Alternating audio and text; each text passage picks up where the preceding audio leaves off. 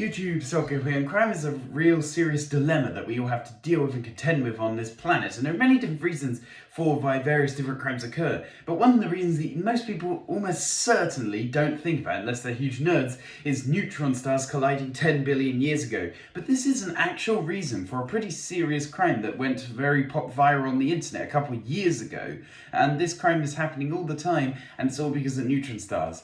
Now, it all has to do with your car. So your car uses something called a catalytic converter, and it's very useful. It saves almost certainly hundreds of thousands of people per year by getting rid of certain gases or changing certain gases that your car would have previously emitted into the atmosphere that were very toxic, and changing them or using filters to stop them entirely, such as carbon monoxide or nitrous oxide, and use these elements, such as heavy elements such as metals like palladium or platinum. But the thing is, these elements don't actually form naturally in our universe, almost without any extreme pressure events.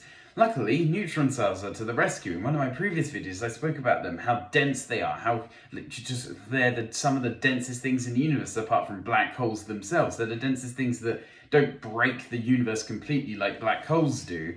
And they collide with each other because, of course, they're gravitational pull and gravitational waves warping space-time that bring them together until they collide. And they release a huge amount of neutrons, as their name would suggest, because that's what they're made of. And these neutrons all get flung out in different directions, and they combine with other matter.